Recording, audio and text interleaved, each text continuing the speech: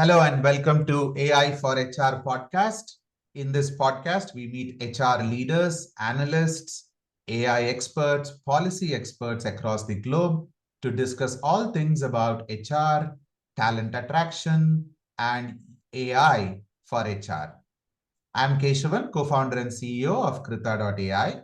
Krita is a generative AI co-pilot for employer brand marketing. Today, I'm super excited and thrilled to have Yana Romanova as a guest on this discussion.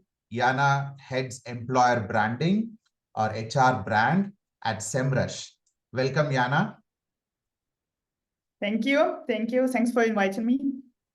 Fantastic. So, Yana, let's just start off to understand what do you do at Semrush? What is your role?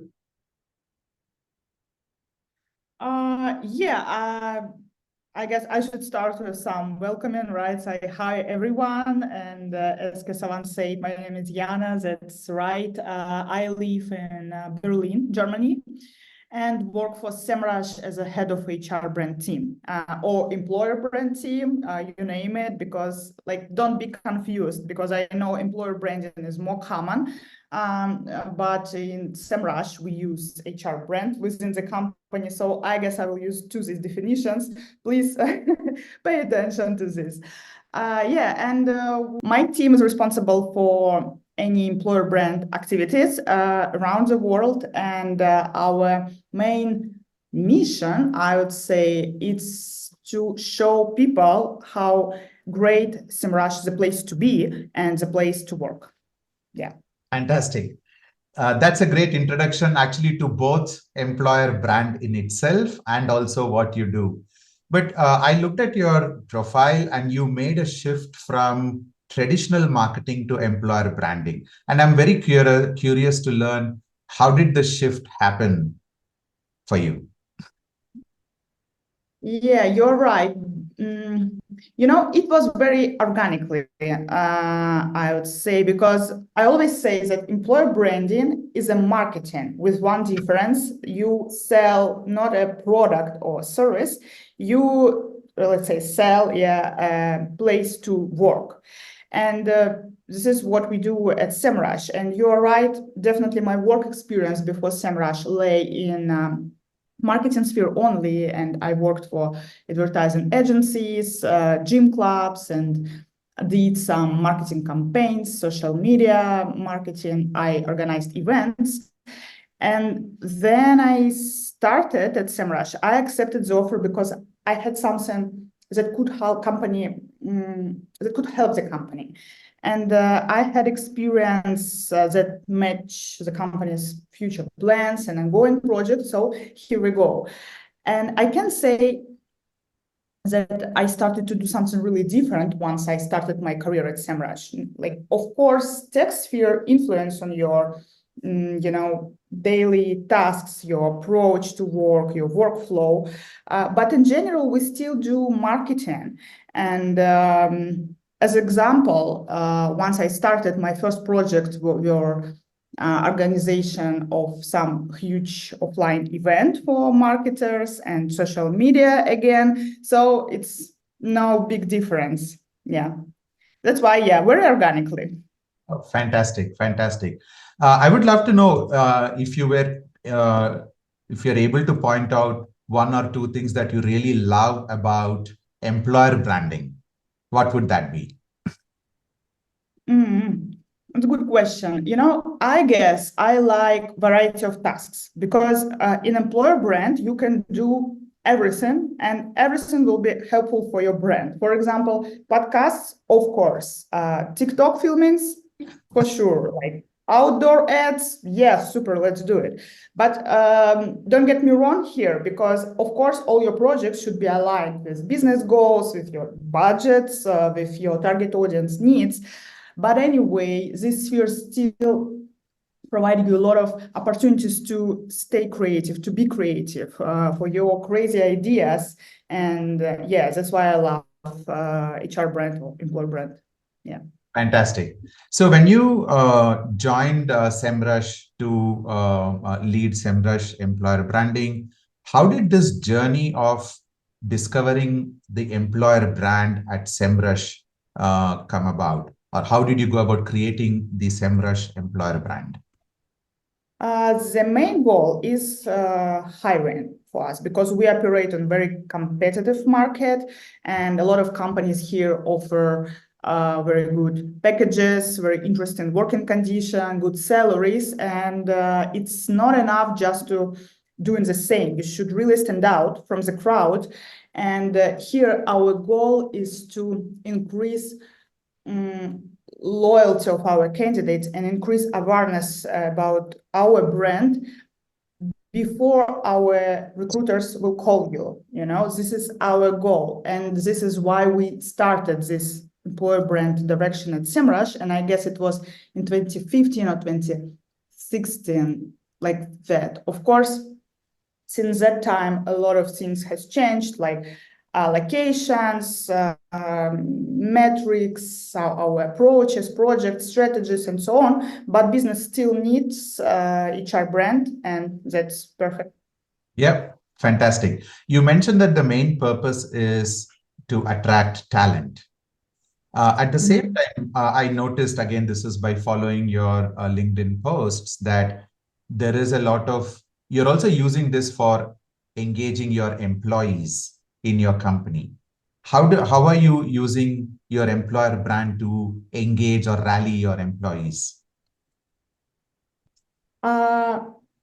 We actually always work together with our employees because we literally can't create content without our people.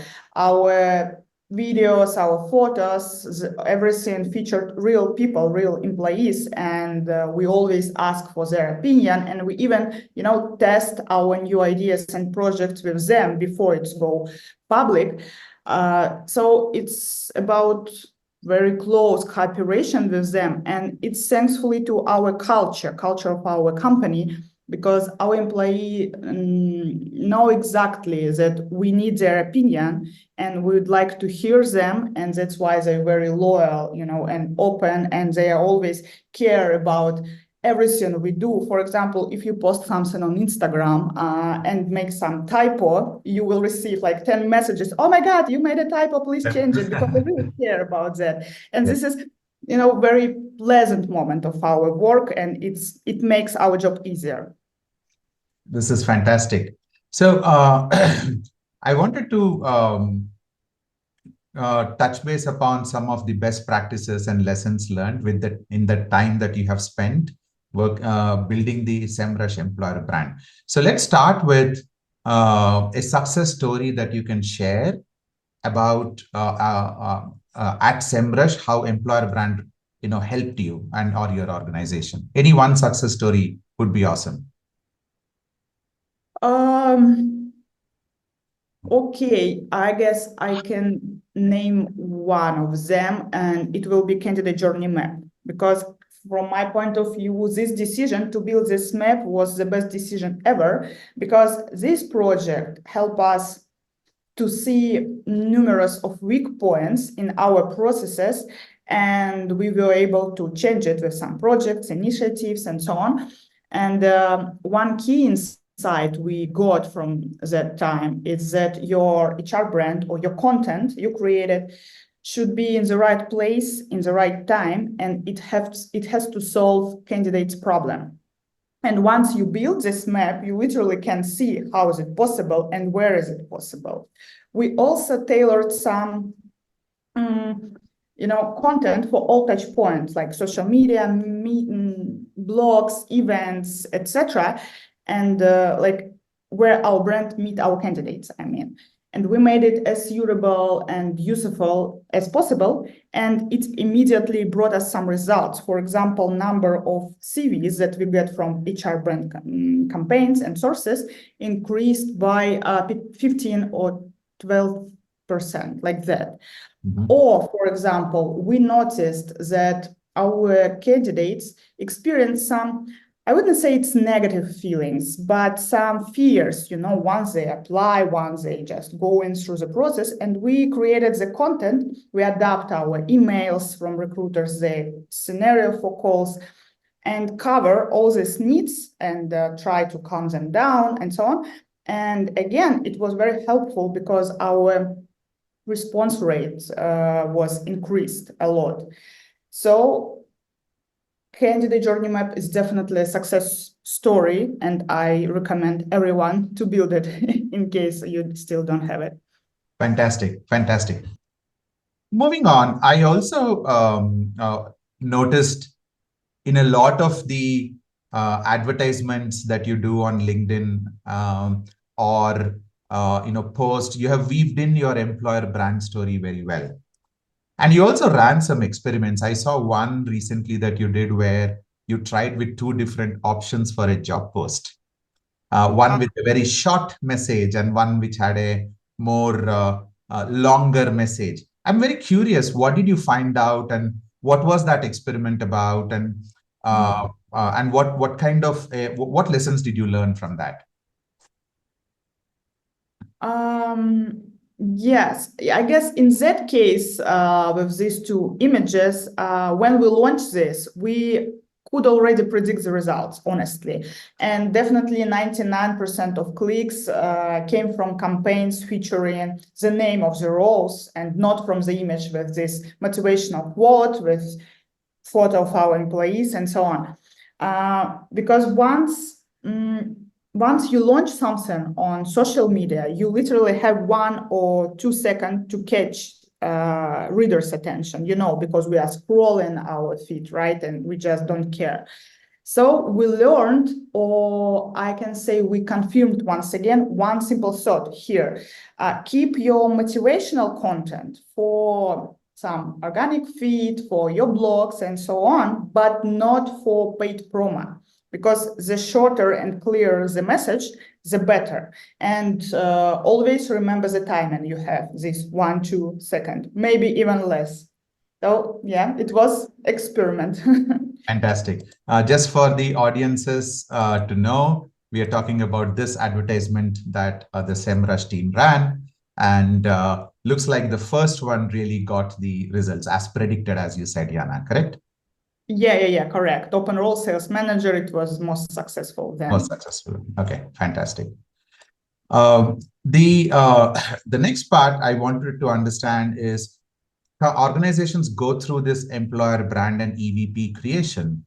But the next step is to make sure that the entire team in the talent acquisition for every touch point also demonstrates the same value proposition, or they're all on the same page, whether you're talking to a candidate, you're interviewing candidates, or you're sending an email. I wanted to learn from you about how you got all these teams aligned, and how did you what work did you do to bring them all onto the same page? Oh, it's very good question. And, I understand we are limited in time, but I will try to be brief and clear here. Actually, it's never-ending process, never ending. You always should be in touch with your talent acquisition team, recruiters, HRs. You always should update them with everything you create. And as the first steps on this journey, I can say you can start with creating templates for the emails to candidates. And of course, there should be your tone of voice, your style, your EVP, everything. Secondly, scripts for the calls, if you have this process, because not every company creates some scripts for calls, but they're also important to incorporate your tone of voice and some small points, EVP pillars, and so on. And also conduct some EVP workshops. It's very important.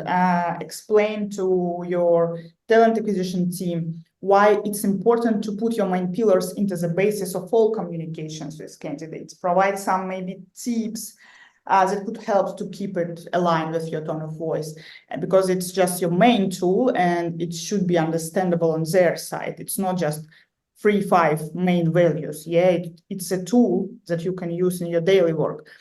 And there are the first steps. And after that, as I mentioned at the beginning, it's never-ending process, but don't make it just the first point in your all tasks list, right? It's good to keep in mind. It's good to keep an eye on this process. Don't forget about it, but it's not your goal for every day, of course.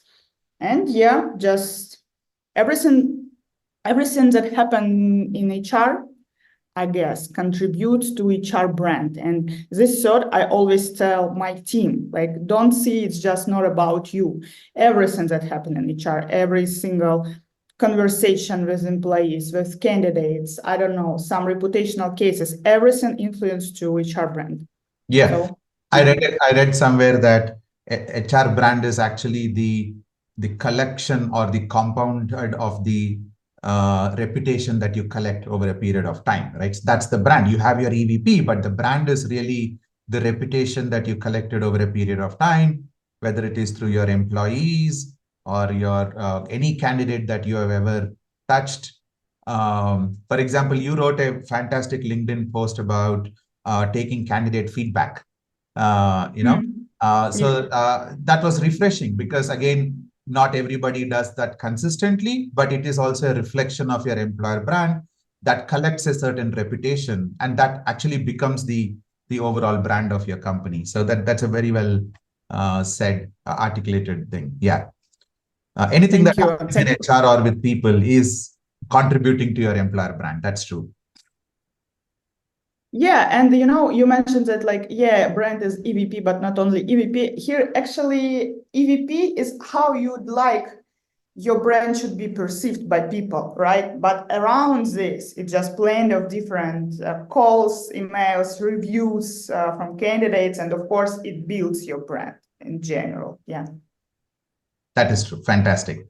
So, as an employer brand leader, what are some of the tools or products that you use on a day-to-day basis to get your work done?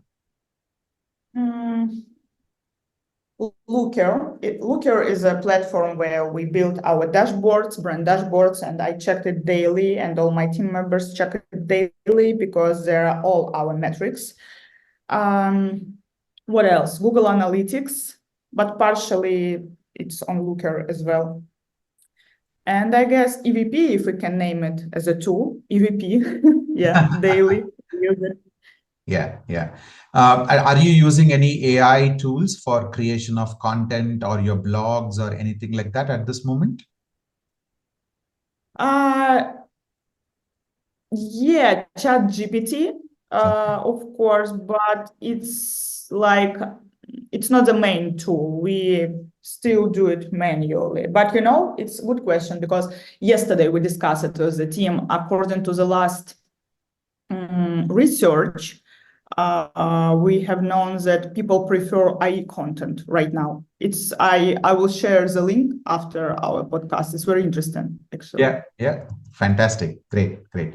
So, if you had a magic wand, what is the one problem that you will make disappear in employer branding?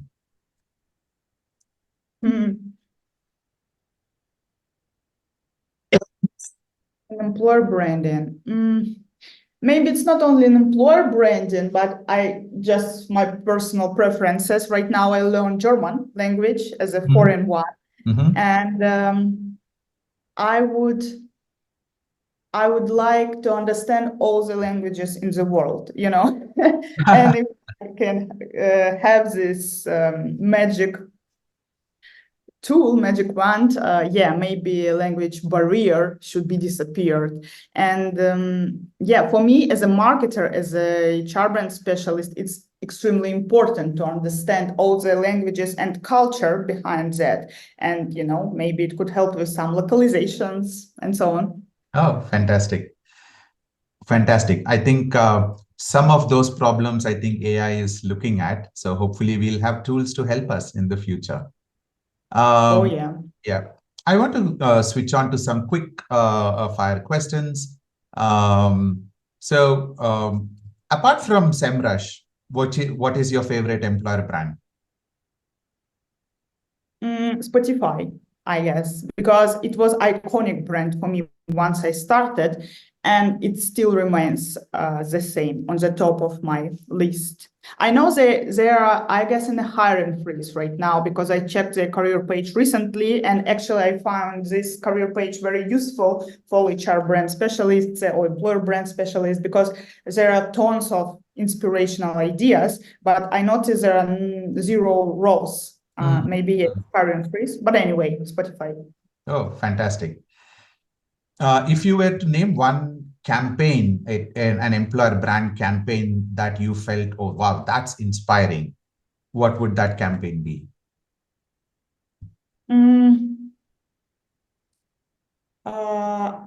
I think not from Spotify example. It will be campaign from Jetbrains company. I don't know if you know them. It's a big tech company. And one day they organized, it's just really my lovely story, and it was a perfect day for me. They organized an open day in their offices. They have very cool, IT style offices. And it wasn't like career fair. It was a really open day, and they had a tour around the office, and you could try everything, like meeting rooms, coffee, their own restaurants, and at the same time they had kind of conference, and their employee performed about their project, some cases, ideas, solutions, and so on.